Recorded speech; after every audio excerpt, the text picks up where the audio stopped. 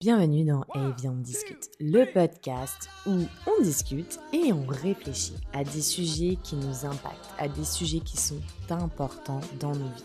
Sans tabou et sans détour, on déconstruit les sujets.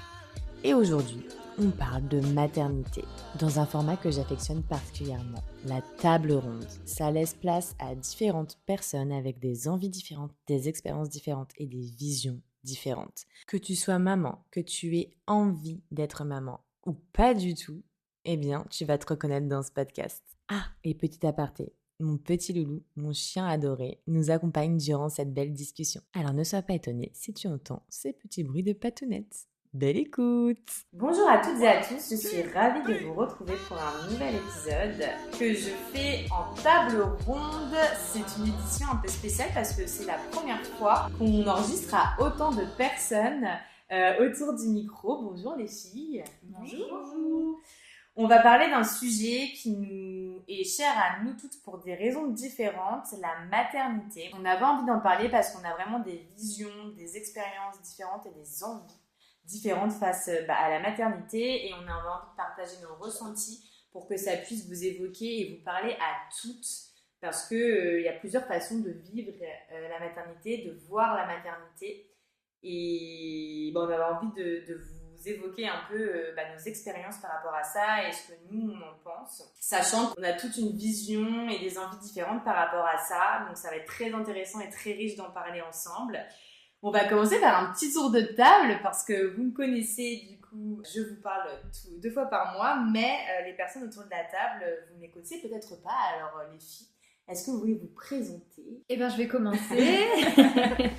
Donc, je suis Delphine, j'ai 39 ans et je suis maman de 2 garçons de 16 ans et de 6 ans. Ah oui, ok. Merci Delphine. Alors moi, je suis Léa, je vais avoir bientôt 36 ans. Je suis mariée depuis bientôt 11 ans. Et je suis maman de 3 enfants qui ont 10, 8 et 3 ans. Et moi, je suis Élodie, j'ai 39 ans. Je suis belle-maman de 2 enfants de 11 ans et 15 ans et en parcours PMA pour enfin avoir mon bébé à moi. Ok. Donc merci les filles, merci d'avoir accepté l'invitation. Comme vous pouvez le voir, on a des profils variés, Ouais. Des enfants qui n'ont pas le même âge. Moi, donc du coup, je me présente sous le prisme de la maternité. J'ai 30 ans et je n'ai pas d'enfant. Et pour le coup, je ne pense vraiment pas en vouloir. Et ça, on va en parler un peu ensemble parce que c'est un sujet et un non-sujet parce que je pense vraiment pas en vouloir. Et en même temps, c'est un sujet parce que c'est très compliqué d'être affirmé sur cette question-là. Et on a du mal à savoir si c'est parce qu'on nous renvoie le truc de tu vas vraiment regretter et tu vas passer à côté de quelque chose. Donc tu as l'impression que tu vas avoir un peu un trou dans ta vie. Enfin, c'est un peu ce que je ressens. Donc c'est pour ça aussi que je voulais faire ce podcast parce que ça va nourrir toutes vos réflexions, vos expériences vont nourrir aussi mon envie, ma non-envie, en tout cas ma vision de ma vie sans la maternité pour le coup. Donc j'avais envie de commencer par une question, c'est pour vous c'est quoi la maternité? Parce que finalement je pense qu'elle est propre à chacune, la maternité. Donc pour vous c'est quoi, comment vous la définirez pour vous la maternité? Qui se lance. Comme vous voulez les filles. Delphine t'as l'air partie. Eh ben, j'y vais. Pour moi, la maternité, c'est vraiment le fait de pouvoir avoir mes enfants, les aimer, les accompagner à grandir, à se développer. Moi, quand je voyais la maternité, c'était vraiment d'avoir mes enfants et les aider à grandir comme moi, je n'ai pas grandi. En fait, c'était vraiment... je vais pas faire les mêmes erreurs et je vais les aimer plus que tout et les aider à grandir. J'avais une vision très optimiste. Ah, tu parles au passé. Donc tu vas nous dire, ok. Exactement. J'avais une vision très très optimiste de la maternité. J'imaginais une grossesse parfaite, avec une enfance parfaite, une adolescence parfaite pour mes enfants. Et puis j'imaginais la deuxième grossesse pareille, etc. Voilà comment moi je voyais les choses avant. Et aujourd'hui ça a un petit peu changé. Tu nous fais un teasing ou... Un tu veux nous dire teasing, un teasing. On en parlera après. Peut-être que les filles ont envie d'abord, elles, de dire comment est-ce qu'elles voient la maternité. Ouais, ok. Et j'expliquerai après pourquoi ça a changé pour moi. Ok, ça marche. Bah moi, en fait, au niveau de la maternité, j'ai toujours eu en fait une représentation un peu stéréotypée en fait du schéma classique de ce qu'on entend vraiment par le mot maternité. C'est-à-dire que du coup, pour moi, la maternité, ça reste le fait d'avoir un enfant, la mère, l'enfant. Voilà, enfin, Ok. je reste assez dans ce schéma classique et je pense stéréotypé par rapport à tout ce qu'on peut voir au quotidien et entendre au quotidien. Donc la représentation, quelque part, de la femme, l'enfant, et du coup de la suite logique des choses, en fait, effectivement, de derrière s'en occuper, et puis de tout ce que ça va impliquer derrière au fil des années. Pour moi, j'ai encore du mal en fait, à me défaire de cette image-là, malgré le fait aujourd'hui qu'il se soit passé bientôt 11 ans depuis ma première grossesse. J'ai encore du mal à me décrocher de cette image classique et plutôt archaïque de la maternité. Mais du coup, est-ce que tu dirais qu'elle ressemble à ton expérience de la maternité avec du recul? Avec du recul, oui et non, puisqu'on reste dans le schéma, je me mets en couple, je me marie, on fait un enfant et on les élève ensemble. Et par contre, effectivement, entre deux, il s'est passé pas mal de choses. Et comme Delphine, je la rejoins sur tout n'est pas tout beau, tout rose, et on est loin, mais vraiment loin, à 1000 lieues de ce que j'avais imaginé et la façon dont ça s'est déroulé en fait. Donc effectivement, on reste dans le schéma classique de mon idée de la maternité, mais entre deux, il y a eu quand même plein d'embûches et le chemin a été assez éprouvant, quoi. Donc pareil, petit teasing peut-être pour après. Merci Léa. Et toi, Elodie? Moi, j'ai toujours eu une vision de la maternité comme une vocation, simplement parce que moi, je suis issue d'une famille nombreuse avec une maman qui a dédié sa vie à ses enfants. On est 4 et elle a tout fait pour nous, elle ne travaillait pas. Donc, j'étais enfermée dans ce schéma un peu de mère dédiée, une vocation, s'occuper de sa famille. Et moi, en fait, je me suis rendu compte avec le temps que c'était pas une vision qui me correspondait. Je me suis même demandé si j'étais pas en désaccord et en opposition avec cette vision-là. Et moi, pour moi, la vision que j'ai de la maternité, parce que je suis un peu... je ne suis pas mère, mais je suis un peu mère par intérim de mes beaux-enfants. Pour moi, ça serait, et c'est un petit teasing, c'est plus une révélation qu'une vocation, en fait. C'est quelque chose qui s'est amené à moi au fur et à mesure, un désir qui a grandi profondément. Parce que moi, à la base, j'étais plus en opposition avec le schéma familial que je connaissais et qui a été véhiculé dans toute mon enfance et dans mon adolescence. Et c'est vraiment en avançant à quasiment 40 ans maintenant que j'ai défini moi-même ma propre image de la maternité, qui n'a rien à voir avec celle de ma mère, en fait. Donc plus une révélation et quelque chose qui s'est amené à moi progressivement plutôt qu'une vocation. De par mon chemin, mes petits teasings aussi. On a trop de teasing là. Ok, moi pour le coup, pour ma part, quand j'ai toujours voulu des enfants de base avec une de mes amies très proches. On avait même fait une boîte où on avait parié qu'à 23 ans j'aurais un enfant qui s'appellerait, j'avais mis quoi, Kali. Ce serait un garçon et que je dis mais c'est sûr quoi, il n'y avait pas de place pour il n'y aura pas d'enfant. Et plus j'avance dans la vie et que je me construis comme je me construis moi en tant que personne et professionnellement aussi, parce que ça prend beaucoup de place dans ma vie par choix, pour plein de choses aussi notamment en vrai les relations que j'ai eues, ça m'a pas trop donné envie de construire une famille avec ces personnes-là.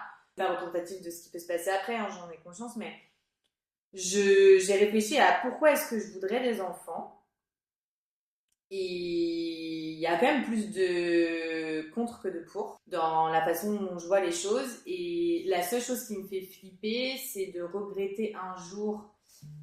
Donc je vais faire congeler mes ovocytes pour être sûre que si à 40 ans ou 45 ans, je me réveille. Et encore, moi, je ne crois pas à l'horloge biologique. Je préfère vous le dire. Je pense qu'à un moment, on ne peut plus. Mais je pense que 40 ans, c'est pas trop vieux pour faire un enfant et que... Non, mais vraiment, après je suis pas médecin, mais franchement déjà ça se vérifie par pas mal de personnes autour de moi qui ont eu des enfants à 40 voire plus. Ma mère d'ailleurs, mon frère elle avait à 39. Et en plus de ça, je pense que c'est encore une injonction faite aux femmes pour qu'elles fassent leurs enfants avant et elles s'émancipent pas ou grandissent en tant que femme sans enfant avant. Enfin, voilà. Mais bon, du coup, pour moi, la maternité, c'est quoi? C'est transmettre, c'est une énorme responsabilité. C'est comme ça que je le vois. Et c'est un changement drastique de vie. Et ça doit être merveilleux aussi. Enfin, j'imagine, je veux dire, ça doit être merveilleux et que je suis chanceuse de pouvoir le faire, mais je considère que c'est pas pour ça que je dois le faire. 1, 2, 3.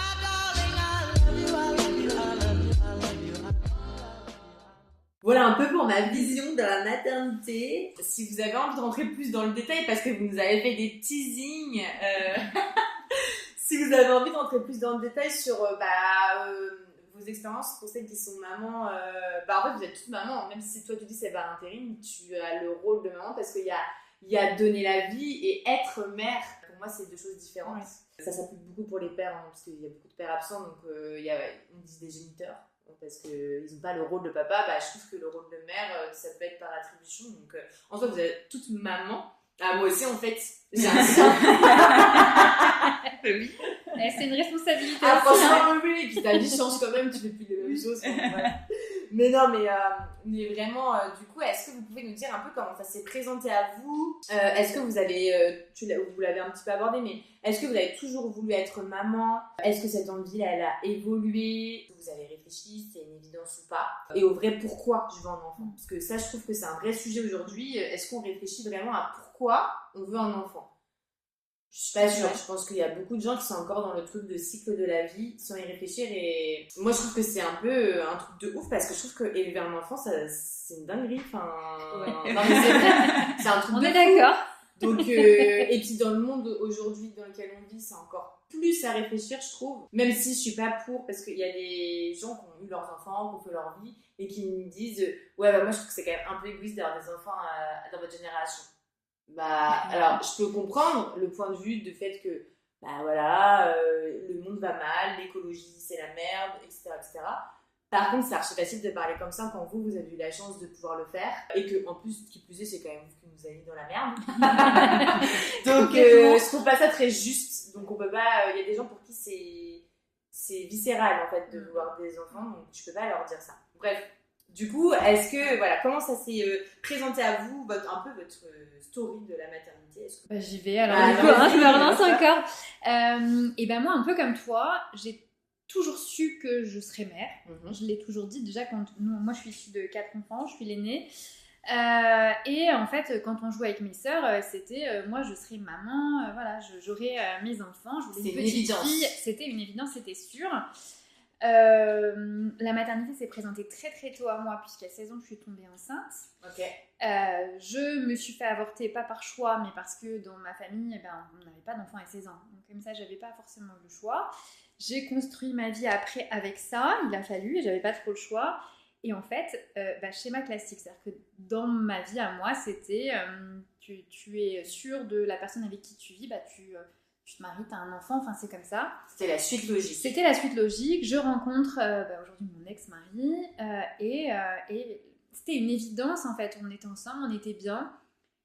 J'arrête la pilule en me disant ça va mettre du temps, est-ce que ça marche? Manque de bol, au bout d'un mois, je suis enceinte. Ça, il n'y a pas de... Voilà, ça s'est fait tout seul. Il n'y a plus qu'à...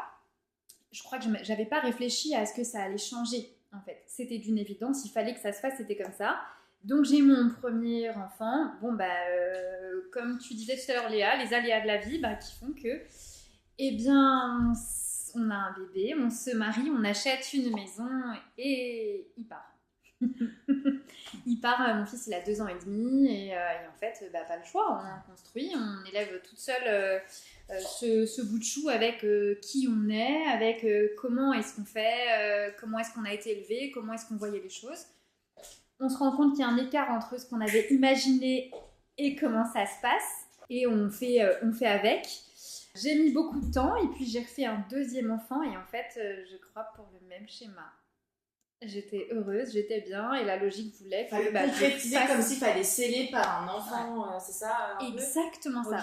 Donc 10 ans plus tard, je remets ça, je refais un enfant et Et là c'est le drame parce qu'autant sur le premier, j'avais eu une belle grossesse, autant j'avais eu un enfant qui a fait ses nuits tout de suite, un enfant fantastique, qui allait très bien et tout s'est très bien passé. Autant sur le deuxième, ça s'est pas bien passé. 10 ans plus tard, j'avais 34 ans et là, la fatigue est arrivée plus vite. J'étais en arrêt maladie plus vite. Je l'ai pas bien vécu. Moi, j'aimais mon travail, donc j'avais pas envie d'être en arrêt. Et j'ai eu un enfant qui a fait ses nuits à 3 ans, qui pendant 1 an a pleuré nuit et jour. Et j'ai pas été écoutée par les médecins. Et voilà. Ça n'a pas été du tout comme je l'avais imaginé. Et puis aujourd'hui, j'ai mon grand qu'à l'adolescence. Et autant dire que c'était pas du tout ce que j'avais imaginé. Et j'ai pas du tout honte de dire que je ne m'éclate pas du tout dans ma maternité, mais pas du tout. Du coup, là, ça serait dans ce qu'on dit maternité. Donc, quand on dit maternité, on englobe bien sûr le fait d'avoir été enceinte, le fait d'avoir donné la vie et le fait d'élever un enfant. C'est ça. Je précise bien. Et du coup, là, ouais, toi, tu dirais que dans ta maternité, plutôt du coup dans le stade d'élever, d'éduquer tes fils. C'est ça, c'est Ok. exactement. Je m'attendais pas à ça. Et pour le coup, je ne m'éclate plus du tout. Ouais, d'accord. Je le vis pas toujours très bien. Et bah merci parce que c'est important de le dire parce que je pense qu'il y a plein de femmes qui le ressentent mais qui n'osent pas dire parce qu'en fait c'est une certaine honte de dire ce genre de choses lorsqu'on est mère parce qu'on ne devrait pas ressentir ça. Hein. Et d'autant plus quand on le dit à des femmes qui n'arrivent pas à avoir des enfants, à des Ouais, c'est femmes vrai qui que ça peut être s'éclatent. compliqué. On me dit, ah bah toi au moins t'as la chance d'en avoir. Et j'entends, j'ai la chance d'en avoir, mais j'ai aussi, je le vis pas très bien, quoi. Toi, Elodie, de ce genre de discours, parce que du coup, toi, t'es maman, du coup, dans ton rôle avec tes beaux-enfants. Oui, tes beaux-enfants. Ouais. Mais du coup, tu voudrais vivre tout le processus qui se comprend totalement. Et quand t'entends ces discours, enfin, pas ces discours, ces partages d'expériences, de vie, t'es dans quelle réaction? T'es plus dans... Tu comprends? Oui, moi te je fait pas comprends. écho. Moi je comprends tout à fait ce que tu ressens. Moi je suis pas dans une optique de me dire elle devrait pas se plaindre, elle a eu des enfants, elle a de la chance. Non, parce que en fait moi j'ai un schéma aussi assez particulier. C'est que moi j'ai été élevée dans une famille, on était 4, ma mère s'est dévouée à nous. Et en fait dans ma famille il y avait une sorte d'injonction, une famille très matriarcale avec une grand-mère chef de famille, etc. 7 enfants aussi. Fait des enfants, c'est la destinée d'une femme, on ne travaille pas, on s'occupe de notre famille. Et en fait, c'était un milieu familial dans lequel j'ai baigné. Et en fait, assez compliqué, hein, parce qu'avec une grand-mère violée à l'enfance, vraiment, c'était un tabou sur la sexualité, mais quand même, fait des enfants, l'objectif dans la vie d'une femme, c'est de faire des enfants. Et en fait, moi, j'ai suivi tout ça, j'ai baigné là-dedans. Et au fur et à mesure, je me suis rendu compte que c'est pas ce que je voulais. Et c'est comme si je m'étais mis en conflit avec ma propre famille. Et qu'en fait, tout ce qui m'imposait, je ne voulais pas le faire. Mes frères et sœurs sont tous parents. Ils sont tous passés par paternité, maternité. Un rejet, en fait. Voilà. Et je m'en suis aperçue que récemment de ça, en fait. Ouais.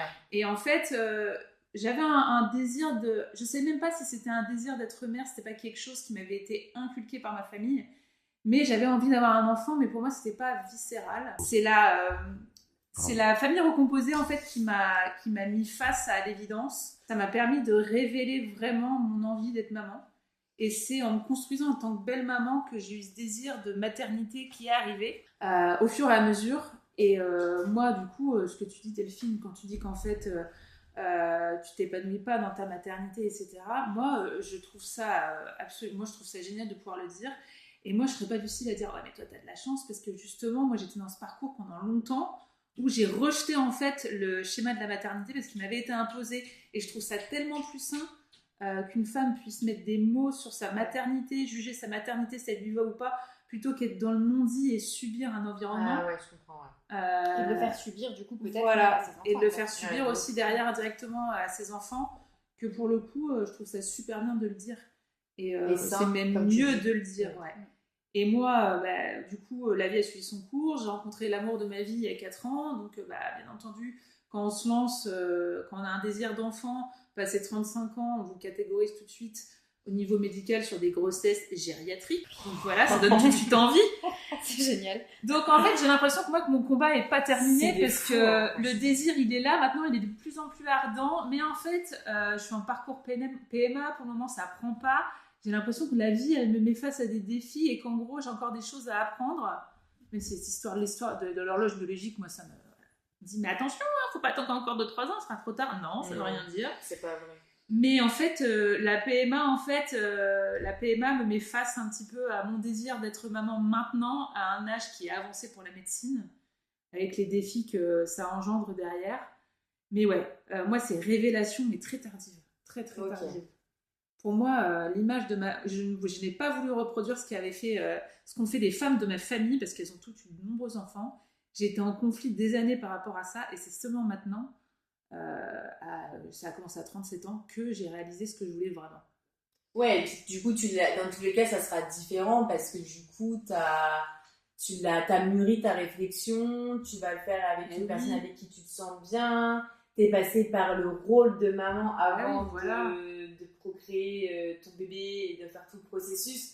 Donc c'est pas du tout pareil, c'est pas quelque chose de mécanique de je suis faite pour ça donc je vais le faire. Non. Donc dans tous les cas, aujourd'hui c'est un schéma qui est différent, t'as quand même cassé le tien. Et moi j'en veux un, et on te dit en plus, ça m'énerve, non mais il faut pas en avoir un seul, c'est égoïste, il lui faut un petit frère et une petite sœur, il t'en faut deux en même temps. Bah non, j'ai pas particulièrement envie d'avoir des jumeaux.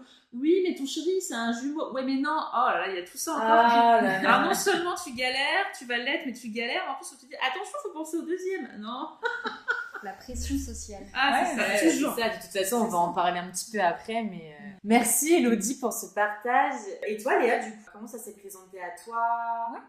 Moi en fait je rejoins un peu Delphine sur l'enfance. En fait moi je suis l'aînée, on est deux, et donc ma sœur et moi, et en fait bizarrement, alors je crois me souvenir que ma sœur a eu le même ressenti que moi. On s'est toujours, pour moi j'ai toujours l'impression qu'il manquait un troisième enfant. Ah ouais? Ouais, il manquait, on était deux, et tu sais, des fois t'as des frictions, on était que deux, et en fait quand tu te frictionnes avec ta sœur, tu te retrouves toute seule en fait. Du coup il y en a pas un deuxième avec qui aller jouer, avec qui du coup aller se plaindre de ta sœur, et donc moi j'ai toujours eu un peu ce sentiment que comme si en fait on était deux, mais que à trois ça aurait pu être aussi super cool quoi. Et donc je me suis toujours dit je veux 3 enfants. Parce que à deux, pour moi il y avait un petit manque, et donc je voulais pas éventuellement qu'il y ait ce manque-là à mes futurs enfants. Donc dans ma tête c'était catalogué, j'aurai 3 enfants. Et je rencontre donc mon mari assez tôt, parce que je l'ai rencontré, j'avais 18 ans. Et rapidement on parle comme tout début de relation, tu fais quoi dans la vie, tu t'envisages ton avenir comment, et le nombre d'enfants. Et donc lui 3 c'était aussi un chiffre parfait, puisque lui dans sa famille sont 3. Et donc du coup pour lui c'était une évidence qu'il voulait aussi 3 enfants. Donc me voilà partie avec mon idée en tête, et en fait, moi j'ai toujours eu, en fait, comme je le disais tout à l'heure, j'ai toujours été en fait hyper structurée, cadrée, à tout contrôler, à me dire ok, je dois cocher des cases, parce que quelque part c'est le schéma et la suite logique des choses. Tu rencontres la personne, au niveau de ton boulot c'est stable, tu te maries, et du coup une fois que tu es mariée, tu pourras faire des enfants. Et en fait, j'étais vraiment dans ce schéma, je contrôle ma vie. Et quand j'en aurai envie, et quand ce sera le moment, parce que j'aurai coché toutes les cases, le bébé se présentera à moi. Et en fait, avec mon mari, donc on décide de se marier.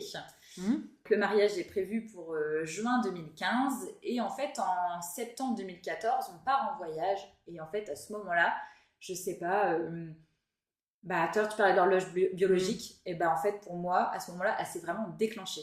Mais c'est devenu en fait une obsession. C'est fou ça. Et c'était à l'intérieur, c'était une obsession.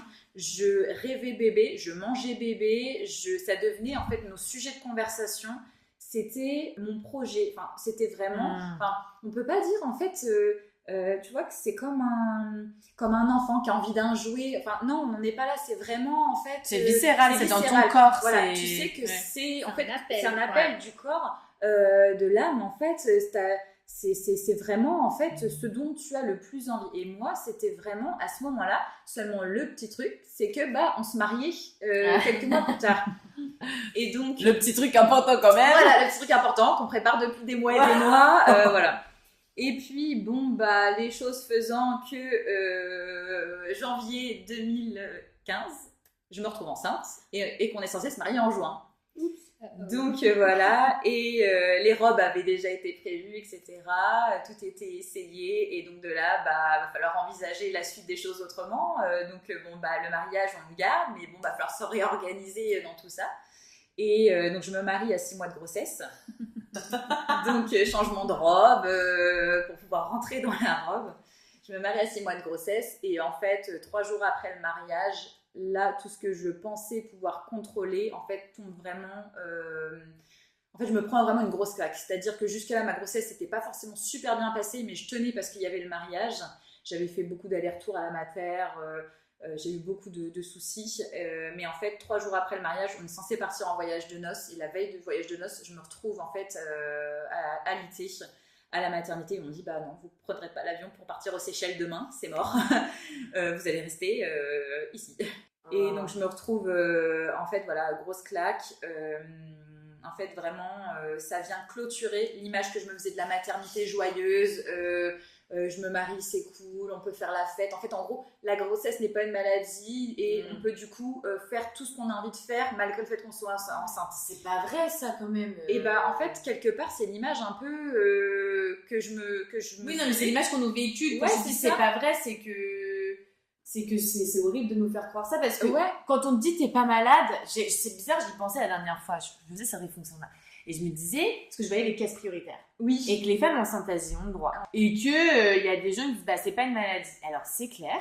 Par contre, mon gars vient de porter mon gosse. C'est ça. Et je parle comme ça, j'ai pas d'enfant. Mais je ça. trouve que c'est un truc de ouf parce qu'en fait, ton corps il change. Il y a les hormones, tu portes quelque chose en toi. Tu contrôles plus ton corps et tout, t'es fatigué beaucoup plus vite. Enfin, c'est les retours que j'ai eu. En fait, et puis même au niveau du boulot, c'est-à-dire que même au niveau du travail, parce que souvent, alors moi, la plupart de mes managers que j'ai pu voir, c'était des hommes. Donc en fait, quelque part, les seules expériences qu'ils ont, c'est celle de leur femme. Mais encore, c'est pas une expérience, c'est le retour d'expérience. C'est un ressenti, c'est eux ce qu'on vu, ce qu'ils ont pu vivre à travers leur femme. Mais quelque part, bizarrement, j'ai déjà eu aussi du coup une femme qui me dit, mais en fait, moi, sous prétexte que elle, tout s'est toujours bien passé, pour elle ne comprenait pas comment ça pouvait en fait ça pouvait être autrement pour les autres femmes. C'est-à-dire que du coup, si tu viens pas bosser parce qu'un matin t'es pas bien, c'est que t'es une feignasse. Alors que c'est pas la grossesse. C'est pas la grossesse, c'est juste que t'es feignante en fait. Et ça, du coup, en fait, quelque part, c'est ce schéma-là, à ce moment-là, en fait, je me le prends en pleine face parce que, du coup, je me retrouve alitée. Et donc, du coup, je sais qu'en fait, à ce moment-là, il y a une réalité qui reprend le dessus, c'est qu'en fait, je porte la vie en moi et que, là, la question est, la vie, il va falloir que je la maintienne. Donc, je me retrouve, du coup, alitée, en menace d'accouchement prématuré, donc hospitalisée pendant des jours et des jours. Et donc je finis par accoucher prématurément. Ma fille est prématurée de 6 semaines, donc en soi ce qui n'est pas énorme, mais quand même, tu poses la question. L'accouchement, c'était pas du tout celui que j'avais imaginé. Je me retrouve à accoucher. De toute façon, on peut pas. Ouais, je sais pas si on peut. Mais pour moi, un accouchement, c'était l'accouchement de mes rêves. C'est un accouchement voix basse, sans péridurale, parce que ma mère avait fait comme ça et que je me dis que j'arriverais à faire comme ça. Et en fait, non, je me retrouve à accoucher en anesthésie générale, donc je vois même pas mon bébé sortir. On me réveille. C'est possible ça? Ah oui, oui. Ah, et donc, moi aussi, je découvre, je savais pas. Et donc, du coup, en fait, je pars pour une césarienne. Ah et en fait, la césarienne se passe pas bien. Donc, de là, anesthésie générale. Et donc, suite à ça. Et donc, on me réveille. Et là, mon bébé est déjà dans les bras, tout nettoyé, avec un bonnet sur la tête. Et en fait, je prends conscience qu'il s'est passé quelques minutes entre il y a le moment où on te dit, vous passez en césarienne, et là, t'as un bébé, on te dit, c'est le tien, voilà. Putain, et donc, du coup... T'as eu l'impression d'avoir loupé une étape? Alors ça, plus tard, j'y reviendrai, parce que ça a été, pour moi, ça a été vraiment un gros manque, en fait. Parce que entre l'image que je m'étais faite de l'accouchement et l'accouchement que j'ai eu, j'ai l'impression d'avoir dû faire le deuil, en fait, de mon accouchement. Parce que c'était pas l'accouchement que j'avais espéré. Et à ce moment-là, donc du coup, je perds le contrôle de la fin de ma grossesse, je perds le contrôle de mon accouchement. Et il s'avère que ma fille, du coup, va très bien malgré sa prématurité. Seulement, en fait, le lendemain de sa naissance, comme quoi, je rebondis aussi là-dessus, l'instinct maternel, moi, j'y crois fortement, puisque je me retrouve avec ma fille dans un berceau à côté de moi, dans ma chambre. Je regarde une émission de télé, et je sais pas pourquoi, à ce moment-là, je me dis, je vais la regarder. Seulement, je la regarde et elle est bleue, elle respire plus. Et donc, du coup, je me retrouve avec ma fille bleue comme un schtroumpf à côté, qui ne respire plus. Et donc, j'appelle. Et c'est très très long, parce qu'en plus, je viens de me faire ouvrir le ventre la veille. Tu peux pas te lever. Donc, tu peux pas te lever. Malgré ça, je me lève, je la stimule, je la réanime pour qu'elle revienne à elle, le temps que quelqu'un arrive. Et on me dit, bah, c'est rien, c'est du liquide amniotique de coincé. Et là, en fait, les jours vont se passer, et plus ça va, plus ma fille va faire ce genre de crise, où elle va s'arrêter de respirer, revenir à elle, s'arrêter de respirer, revenir à elle. Et on a ce discours, et je te rejoins là-dessus Delphine, où on te croit pas, et quelque part on dit mais c'est mon enfant, et je sais qu'il se passe quelque chose, et c'est pas ce que vous êtes en train de me dire, et vous ne me croyez pas en fait, parce que je ne suis pas médecin, parce que je ne suis pas sage-femme, parce que je ne suis pas dans l'expérience, mais je suis sa mère, et je me rends compte qu'il y a quelque chose qui va pas, seulement personne ne me croit. Mais non, eux, ce sont les pros, savants, les pros. Tu peux pas savoir mieux que ça. Et il s'avère que ma fille donc, finira en réanimation 5 jours plus tard, où elle y passera 15 jours, où on va nous dire qu'elle est atteinte de maladies métaboliques, qu'on ne sait pas si elle va survivre. Enfin, elle nous fait quand même 19 désaturations en 24 heures. Donc 19 fois où on la voit qui devient toute bleue, arrêter de respirer et on ne sait pas ce qui se passe. Enfin, c'est là en fait où tu dis c'est ta première expérience de maternité et on m'a pris ma grossesse, on m'a pris mon accouchement et là peut-être qu'on va me prendre mon enfant en fait. Et c'est vrai que du coup je me dis je pense que je vais m'arrêter là. Je pense que je vais m'arrêter là et en fait j'aurai qu'un seul enfant parce que déjà en fait je suis au-delà de ma zone de confort, de tout ce que je m'imaginais, je ne contrôle rien. Ouais, c'est clair que ça a dû te... Et voilà quoi, et je me dis c'est bon, on va s'arrêter là.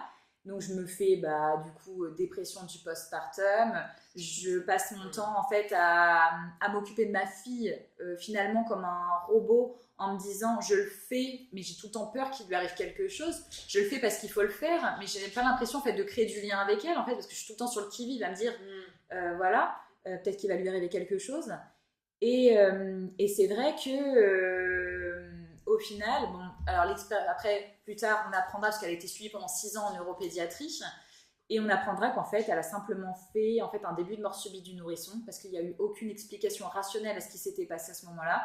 Et que si j'avais pas tourné la tête à ce moment-là, malheureusement elle serait plus là. Et c'est pour ça que l'instinct maternel, j'y crois beaucoup. Et c'est quelque chose où je me dis en fait aujourd'hui, faire confiance à une maman, c'est, on peut pas juste sous prétexte que on n'est qu'une mère, qu'on n'ait pas le corps médical, que ceci que cela. Et je me dis à ce moment-là, j'ai vraiment été un peu, même pas un peu, j'étais très triste en fait qu'on ne me croit pas et en fait je me suis sentie mise à l'écart parce que j'étais une jeune maman qui venait d'accoucher et elle se fait des idées et ensuite c'est ça, elle s'inquiète, elle est fatiguée, c'est ça et donc voilà, donc l'année se passe et puis en fait donc dépression du postpartum et avec mon mari on décide de partir en vacances donc à l'été 2016, ma fille a 10 mois. Et on part dans le sud. Et en fait, dans le sud, on est bien. On est tous les 3. Ma fille va beaucoup mieux. Il fait beau, il fait chaud. Et on est loin de, on va dire, tous nos problèmes, quelque part. Et là, je me dis, j'ai envie d'un deuxième enfant. Ah ouais? Ouais. Et je me dis, j'ai envie d'un deuxième enfant. Et donc, on rentre de vacances. J'arrête ma contraception. Je tombe enceinte. Bon, malheureusement, je fais une fausse couche. Et le cycle d'après, je retombe enceinte. Et donc, j'apprends le 24 décembre que je suis enceinte. Et ma deuxième fille, donc je vais avoir une petite fille, la grossesse se passe plus ou moins bien, mais l'accouchement, j'ai l'accouchement que je voulais, donc j'accouche par voie basse, alors pas sans péridurale parce que du coup, pareil, on me dit que comme j'ai eu une césarienne, je peux pas accoucher sans péridurale, que mon utérus risque à tout moment d'éclater, donc que je risque de mourir. On me sort en gros, voilà. Confiance en la femme. Et donc du coup, quelque part, on m'impose encore une fois ce choix que je ne voulais pas, en me disant que c'est pour ma sécurité et celle de ma fille. Et donc du coup, ce deuxième enfant, ma fille, en fait, quelque part, elle vient réparer un peu tout ce que... La première t'a enlevé. Bah, Pas ton enfant, mais la maternité. La maternité, ouais. Elle vient un peu réparer ouais. tout ce que je n'avais pas pu avoir pour ma première, malgré le fait que mes enfants, je les aime tous les deux, il n'y a pas de souci, il n'y a pas de débat. Oui, je vois ce que mais quelque part, elle vient un peu penser tous les maux, toutes les douleurs que j'avais. Et surtout, avec elle, tout se passe tellement bien que en fait, ça me donne aussi une autre image de la maternité, comme quoi on peut avoir aussi du coup une maternité heureuse.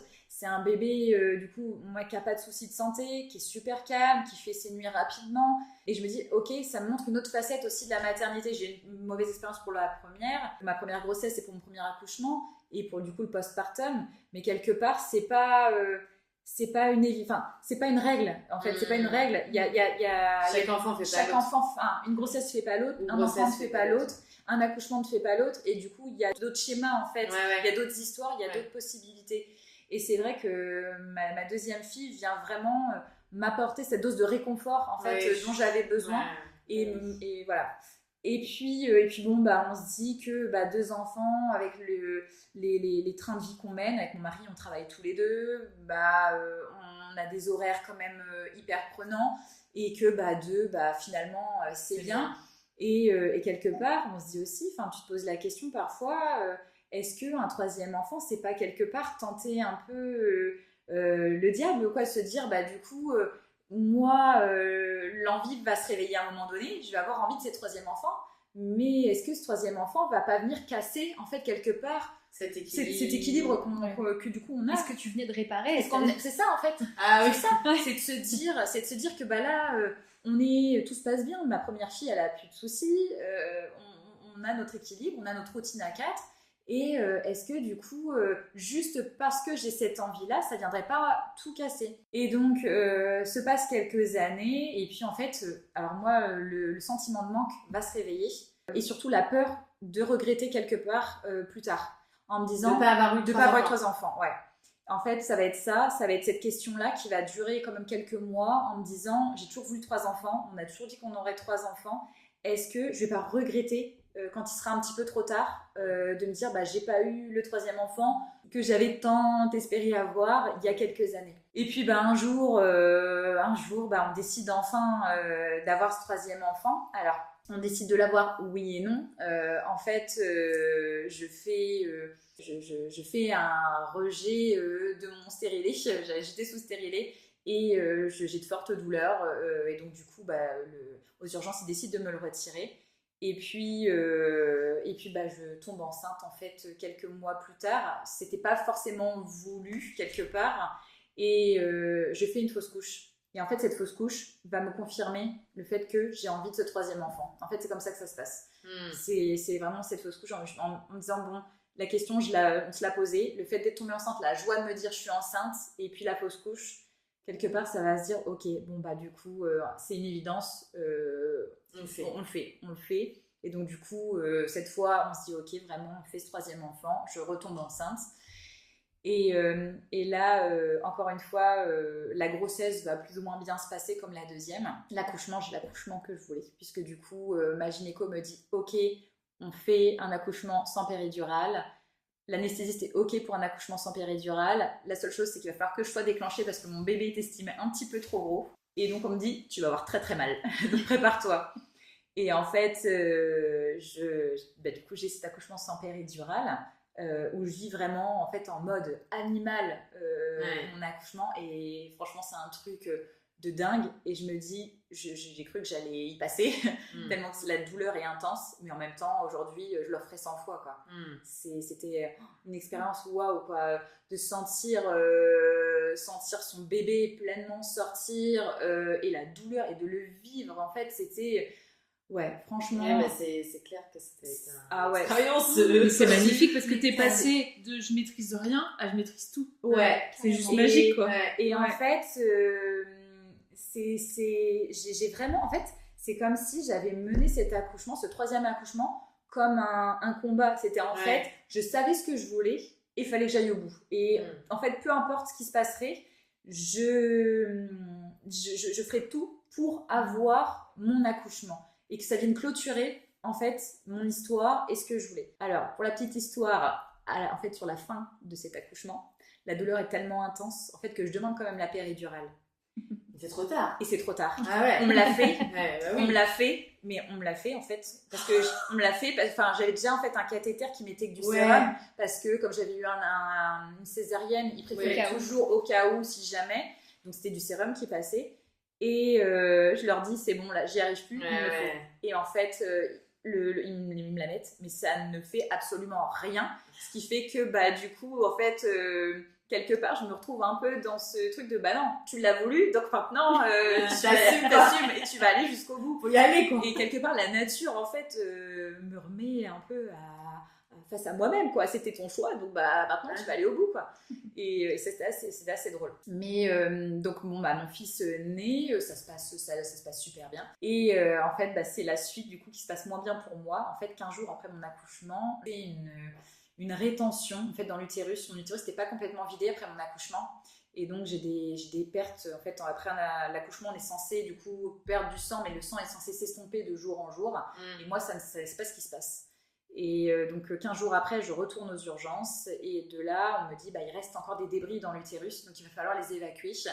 Et la méthode classique pour les évacuer avec des comprimés, etc. ne fonctionne pas. Donc on me dit, vous allez devoir partir au bloc pour faire une aspiration, donc qui est un peu le même procédé en fait que pour une IVG. Et donc on me dit, voilà, on a pour 10 minutes. Et seulement en fait, les 10 minutes ne vont pas durer 10 minutes puisque effectivement, donc la première se passe bien.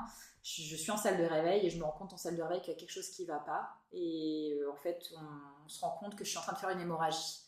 On me ramène au bloc et seulement en fait à ce moment-là on peut pas me réendormir parce que je viens juste d'être réveillée, donc on me fait juste en fait une rachie et en fait de là il se passe plein de choses. Je vois du coup des pompes à côté qui se remplissent de sang. On va me dire que je dois être transfusée parce que je suis en train de perdre trop de sang. On va faire tout ce qu'il faut pour, et en fait de là je me dis ok, donc j'ai accouché il y a 15 jours, j'ai mes 3 enfants à la maison. Et là, je suis en train de faire une hémorragie, je vois tout ce qui se passe et je sais pas comment ça va se passer quoi. Et encore une fois, du coup, ce schéma de contrôle, je le perds à ce moment-là. Et quelque part, mon corps, en fait, ne m'appartient plus. La suite de ma vie, quelque part, ne m'appartient plus. Et donc, je finis en réanimation. Et par la suite, voilà, ça va bien se finir. Mais oui, parce que tu es avec nous aujourd'hui, parce que je suis avec vous, mais en fait quelque part la maternité, moi ça m'a chamboulée et ça m'a surtout fait prendre conscience que non, en fait à un moment donné il faut pas lâcher prise mais accepter en fait qu'on ne peut pas tout maîtriser. Ouais, c'est clair. Et tu contrôles pas tout. Tu contrôles pas tout. C'est en fait entre le schéma, ce que la société nous vend, les réseaux sociaux ils font beaucoup aussi parce que du coup il y a beaucoup de choses qu'on te vend sur les réseaux sociaux où quelque part on te fait culpabiliser et on te vend la magnifique grossesse, tout se passe bien, etc. Mais non en fait. Et ça peut aussi avoir un million d'autres formes. C'est ça. Et le jugement en fait, sans cesse le jugement parce que du coup sous prétexte que ta situation n'est pas la même que celle de quelqu'un d'autre, tu es différent. Et... mauvaise mère. Ouais, c'est ça. Quelle résilience. Waouh. J'en tremble. mais voilà, aujourd'hui, je vais bien, mes 3 enfants vont super bien et on a alors voilà, ils grandissent, on rencontre d'autres difficultés comme Delphine. mais voilà, je regrette pas ce choix-là. C'est notre histoire à tous les 5 et mon mari aussi, puisque du coup lui n'a pas, voilà, je pense que quelque part la place des hommes parfois est un peu écartée parce que on prend pas en compte ce qu'ils peuvent ressentir. Voilà, c'est ça. Mais voilà, enfin lui il a dû flipper, mais c'est ça, il a été là aussi à chaque fois et puis impuissant. On parle de pas de contrôle, mais eux ils ont vraiment aucun contrôle. Ils ont aucun contrôle. Et du coup, je pense que la place des hommes aussi là-dedans est hyper importante. 1, 2, 3.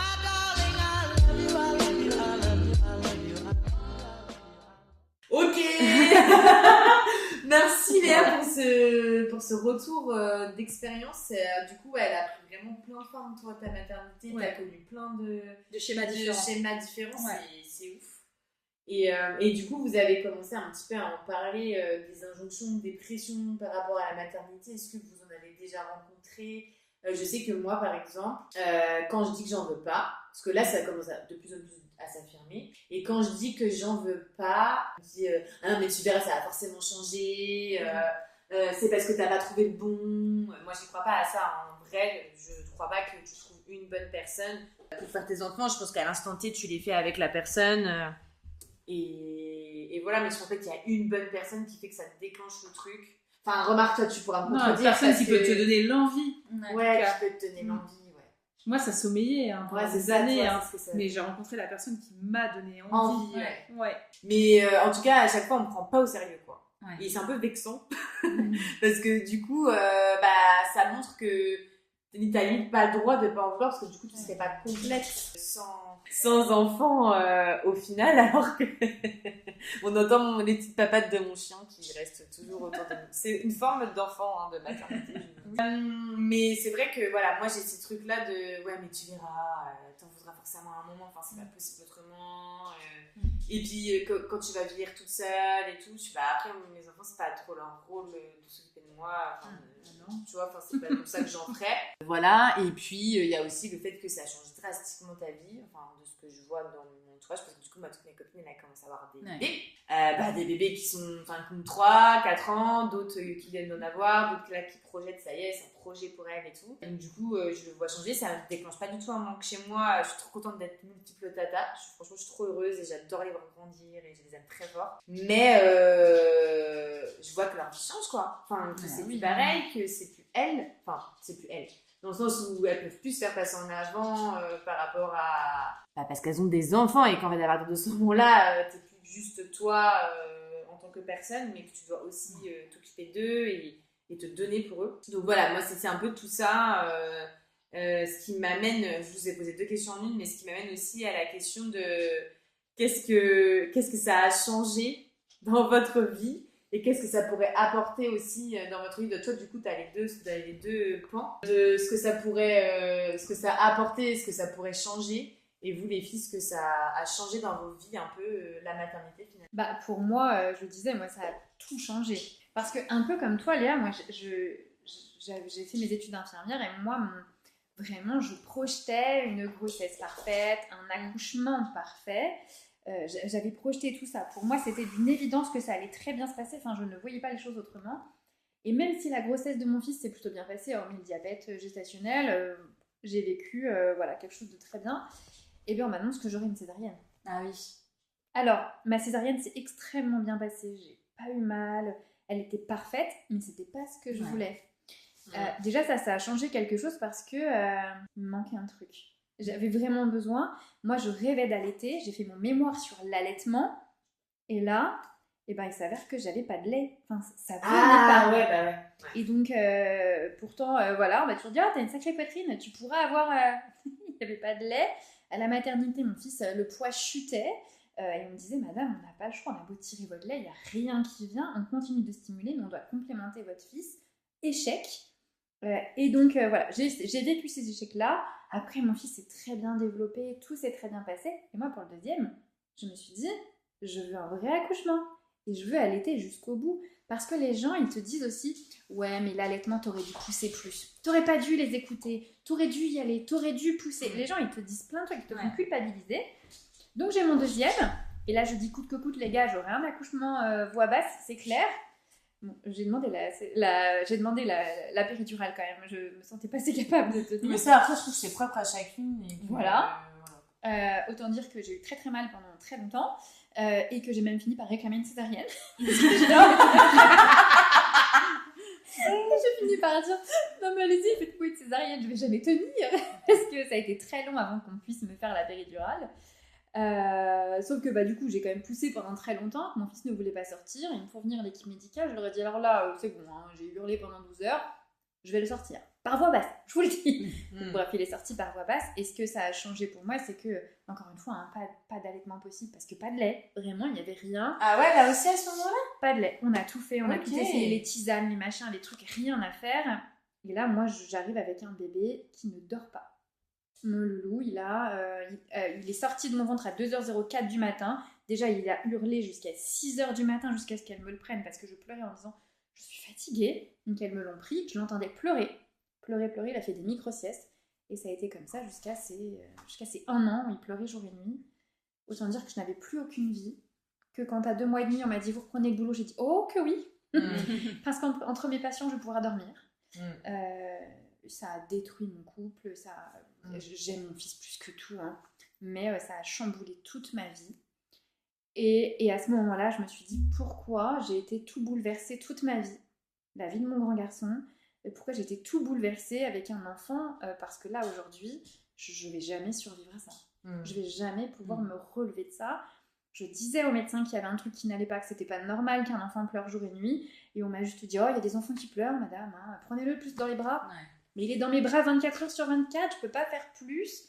Mon ex était de nuit, enfin, j'étais toute seule, je me sentais seule, voilà, et ça a été hyper dur pour moi. Ouais, tu m'étonnes. Il a fait ses nuits, il avait 3 ans. Voilà. Heureusement, maintenant il fait très bien ses nuits, il a 6 ans et tout va très très bien. Sauf que du coup, maintenant que ça va bien, il y a l'adolescence qui est arrivée, et là, ça change toute ma vie, ça change tous mes projets. C'est très très dur pour de vrai, je ne m'attendais pas à ça, et si on m'avait annoncé ça, je ne sais pas si j'aurais re-signé, quoi. Vraiment, c'est très très très dur. C'est des soirées à pleurer, des nuits à pleurer, c'est des grands moments de solitude avec toutes les injonctions qu'on nous donne. C'est oui, mais il faut pas faire comme ci avec un adolescent, faut pas faire comme ça, faut faire ci, faut faire ça, t'es pas assez ci, t'es trop ça, t'es pas assez ça. Enfin, les gens se permettent de juger alors qu'on fait ce qu'on peut. C'est ça, avec la génération qu'on a aujourd'hui, avec la vie qu'on a aujourd'hui. On dit quand même qu'on est... Ben ouais, on est des générations, on est en train de réparer ce que nos parents ont fait, et on prépare nos futures générations, on se répare nous-mêmes, enfin, on fait ce qu'on peut, quoi. Enfin, et je vous avoue, c'est hyper dur. Là, je construis, voilà, j'essaye de me construire une carrière, mais sauf qu'avec des enfants, c'est pas la même chose. Et que, on n'avance pas aussi vite que quelqu'un qui n'a pas d'enfant, quoi. Ouais. Bah oui, forcément, parce que du coup, t'as tout... Enfin... Moi, par exemple, je peux témoigner, j'ai tout mon temps, j'ai toute mon énergie mentale pour moi, et j'ai personne à qui penser vraiment. Enfin, ça change tout, oui, j'imagine. C'est ça. Et quand t'as un adolescent de 16 ans, c'est des nuits blanches, c'est appelé par l'internat qui dit non, il n'a pas fait ci, c'est gendarmerie, il est témoin dans une affaire d'eux, c'est des choses assez auxquelles on ne s'attend pas. Moi, j'ai des enfants, ils sont adorables. Je pense très bien élevés, respectueux, etc. Mais on ne contrôle pas tout, comme tu disais. On ne contrôle pas les fréquentations, on ne contrôle pas ce qui se passe. Et ils se retrouvent embarqués dans des choses qui n'ont pas lieu. Hein. Et c'est compliqué. Moi, je trouve, en fait, ça me fait rebondir tout ce que tu dis là. En fait, moi, je le regrouperais en un seul mot, c'est l'inquiétude. En fait, quand tu deviens mère, j'ai l'impression que tu passes ton temps à avoir peur de tout. Oui. De tout et tout le temps. En fait, quand ils sont tout petits, t'as peur parce qu'on te parle tout le temps de la mort subite du nourrisson, etc. Donc, on te parle tout le temps de ça. Donc, en fait, t'as tout le temps peur de ça. Ensuite, quand ils grandissent, t'as peur qu'ils s'étouffent. Quand ils vont commencer à manger. Et en fait, la vie se construit autour de la peur. Et en fait, c'est un cercle sans fin. Et c'est vrai que pour moi, devenir mère, ça m'a réveillé. Et surtout, ça m'a. Ça a réveillé cette inquiétude que je n'avais pas avant. C'est vrai que t'as tout le temps peur pour quelqu'un. Et surtout, en plus, se dire que, comme tu disais, Delphine, en fait, tu ne maîtrises pas les fréquentations, tu ne maîtrises pas ce qui se passe une fois qu'il quitte, chez toi, ton domicile. Et de pas mais savoir... même quand il est dans ton domicile, tu maîtrises pas tout. Ne pas savoir ça. Non, mais c'est ça. Mais oui, tout à fait. Enfin, il peut y avoir. Il peut se passer plein de trucs. Aujourd'hui, par exemple, je vois mon petit est très, très dynamique, on va dire. Et ne serait-ce qu'une fenêtre me fait peur. Parce qu'en fait, c'est juste une fenêtre me fait peur. Un briquet qui va traîner me fait peur. Une pile. Alors, du coup, tu fais attention à ce que rien ne traîne, que tout soit rangé en hauteur. Et tu t'en es même dans l'excès en fait de contrôle pour te dire que tu fais en sorte d'essayer de maîtriser cette peur et de ne pas leur transmettre aussi, de ne pas leur faire avoir cette peur tout le temps. Et je te rejoins, et il y a aussi la peur de mal faire. Oui. Mais ça, tu dois tout le temps l'avoir. Tout le temps. Enfin, parce que t'as peur de pas faire assez, t'as peur d'en faire trop. La culpabilité aussi, non, c'est pas quelque chose qui ton petit, il se cogne parce que t'as pas rangé ci ou parce que t'as pas fait ça. Si j'avais su, j'aurais cette culpabilité. Elle est présente. Donc la peur et la culpabilité. Moi, je rebondis sur ce que vous dites parce qu'en fait, moi, c'est drôle, c'est que en fait, je suis confrontée à des femmes. J'ai des amies femmes qui ont des enfants et qui me disent, elles savent le parcours dans lequel je suis engagée. Ah, fais attention parce que là, tu sais pas dans quoi tu t'engages.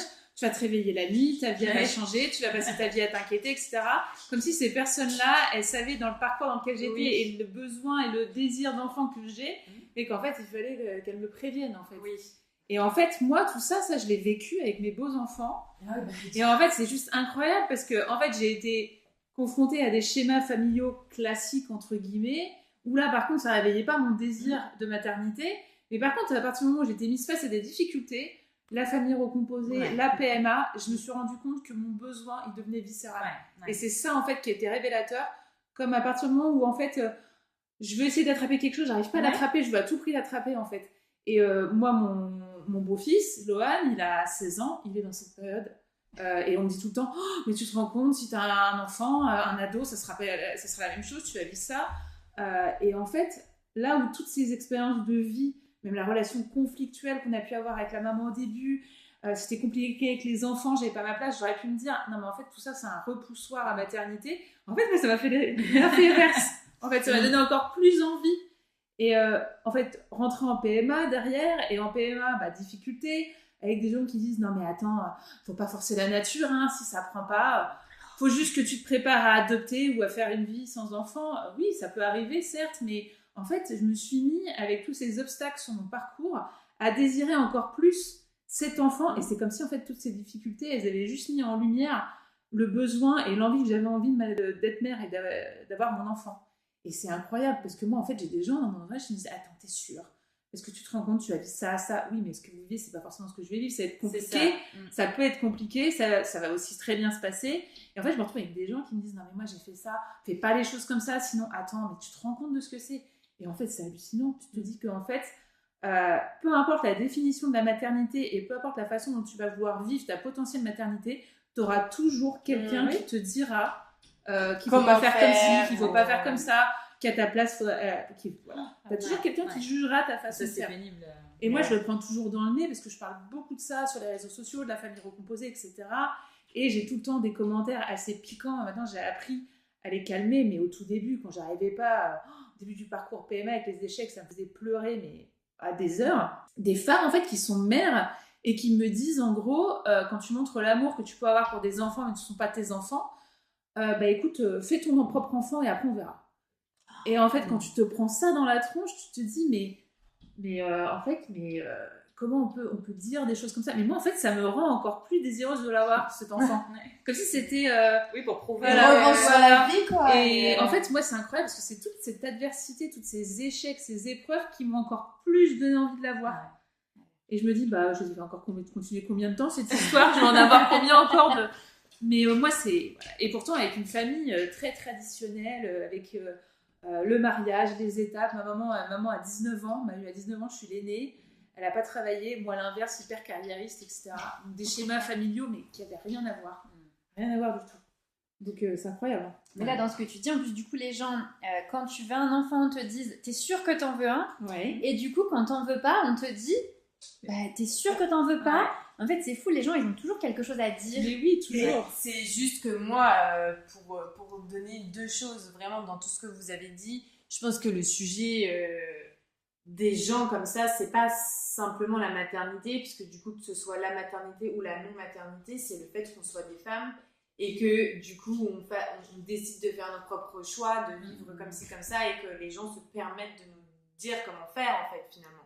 Moi, je pense que c'est ça le vrai problème. Et la deuxième chose qui m'a fait penser à quelque chose, c'est que, en fait, les gens qui te disent ouais, mais tu vas voir, ça va être dur, ça va chambouler ta vie, etc. Déjà, c'est très mal placé parce que, en fait, ils savent pas ce que tu peux ressentir face à ton parcours, je trouve. Et la deuxième chose, c'est que la maternité, comme toute chose dans la vie, est faite de nuances. C'est pas parce que tu auras voulu, que tu seras battu, que tu auras fait une PMA et que du coup, ton enfant, quand tu vas l'avoir, t'auras pas de problème, en fait, enfin de problème. t'auras pas t'auras un parcours linéaire, magnifique, t'auras peut-être un enfant qui dort pas pendant un an, comme des filles, tu peux traverser plein de choses et t'auras le droit de te plaindre, t'auras le droit de tu vois ce que je veux dire? C'est de la nuance qu'il faut apporter aux choses. Moi, je trouve que c'est pas parce que tu traverses ça que t'auras pas des embûches dans ton parcours de maman, et je trouve ça un peu, faut apporter de la nuance aux choses. De toute façon, on est dans une société où en fait, il y a des normes, il y a des choses. On va même jusqu'à t'envoyer une lettre dans ta boîte aux lettres pour te dire, pour te sensibiliser au fait que il faut que tu congèles tes ovocytes, il faut que voilà. On va même jusqu'à ce stade-là. Donc on se rend compte vraiment que là, l'ingérence dans la vie privée des gens, elle est fois 1000. Alors des gens sur les réseaux sociaux qui vont te dire quoi faire et qui vont te donner des pseudo-conseils, ça sert à rien à côté. C'est sociétal en fait. Hein. Oui, dans ce type de société. On est d'accord, et que du coup se réapproprier, c'est un peu ça notre message aujourd'hui, je trouve, c'est de se réapproprier la maternité, de se sentir libre de partager son expérience avec toute la nuance qu'elle a, qu'elle soit belle, qu'elle a été dure, qu'aujourd'hui on peut laisser place à certains, pas regrets, mais de se dire si c'était à refaire, je ne le referais pas, parce qu'aujourd'hui je sais ce que j'ai traversé et que ça devrait avoir sa place et qu'on ne devrait pas avoir de jugement. Parce que chacun a son parcours et qu'on a le droit de ressentir ce qu'on ressent tout simplement, quoi. Mais merci les filles, en tout cas c'était hyper riche, on a vraiment des parcours différents et des visions différentes par rapport à la maternité. Est-ce que si vous deviez donner un message pour toutes les femmes qui nous écoutent par rapport à la maternité, ce serait quoi avec vos mots et votre expérience aussi? Qu'est-ce que ce serait? Ma maternité, mes règles. Ouais. Il n'y a pas à rougir, vous voulez faire de cette façon, vous faites de cette façon, on n'écoute pas les autres. Ma maternité, mes règles. Ok. C'est bien d'écouter, de prendre en compte, mais ce sont nos propres règles à nous. Moi, ce serait, t'as le droit de pas kiffer, même si tu l'as désiré en fait. T'as le droit de te dire, c'est pas ce que je voulais. Hein. Je m'attendais pas à ça. Hein. Parce qu'on dit que quand on est maman, on n'a pas le droit de dire que c'est pas bien. Non, c'est ton enfant, tu peux pas dire ça. Donc quand il va grandir, quand tu vas dire que t'as pas vécu ce qu'il fallait. Donc pour moi, t'as le droit de dire que c'est pas kiffant, quoi. Tant pis. Enfin, je m'éclate pas. Autorise-toi à partager ce que c'est vraiment pour toi et... Sans juger les femmes qui kiffent. Hein, mais non, mais oui, c'est ça. Moi, je vous souhaite de vous épanouir toutes dans ce que vous voulez. Moi, là, je m'épanouis pas du tout. J'ai hâte qu'ils grandissent. Voilà. On te souhaite que ça se passe de mieux en mieux. Et merci pour ta transparence. Ça va faire du bien à beaucoup de femmes, je pense. Et toi, Léa, ça serait quoi ton message? Moi, je pense que ce serait de se faire confiance. De se faire confiance. Ah, ouais.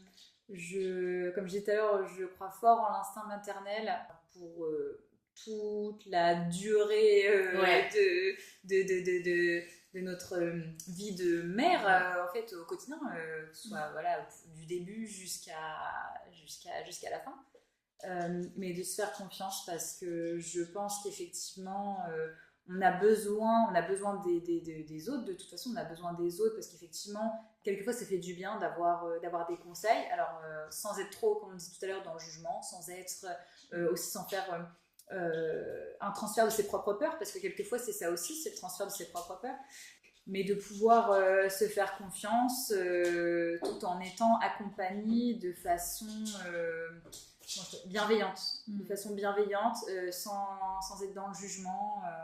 Ce serait ça. Merci Léa, merci pour ces belles paroles les filles, et moi ce serait ma vie, mon corps, mon choix. Voilà. C'est belle clôture. C'est beau. Je pense que ça résume assez bien que chacune a le droit de vivre, ressentir et faire comme elle a envie, hein, parce qu'on n'a qu'une vie et que voilà, on peut choisir de faire différemment et de réfléchir à qu'est-ce qui a vraiment du sens pour nous aussi, parce que je pense que c'est différent pour chacune. En tout cas, merci les filles d'avoir accepté de partager ce moment. C'était très riche. C'était avec grand plaisir. Et puis, si vous avez aimé le podcast, n'hésitez pas à suivre avec des petites étoiles, à commenter, à vous abonner. Ça m'aide beaucoup dans tout ce que je fais. Où est-ce qu'on peut vous retrouver, les filles? D'ailleurs, parce qu'on a parlé de vos vies personnelles, mais vous êtes aussi entrepreneurs. Où est-ce qu'on peut vous retrouver sur les réseaux, etc. Eh bien, moi, on peut me retrouver sur Instagram, c'est Delph au féminin. Ok, qui est sophrologue. Et je suis sophrologue. merci. Je vais mettre dans la description. Merci. Moi, vous pouvez me retrouver sur ma page Instagram, Élodie Clerget. Et moi, si vous avez besoin de rejoindre une équipe de nanas hyper solidaires et qui aiment le parfum et les cosmétiques, écrivez-moi sur Insta, je vous répondrai très rapidement. Merci Elodie.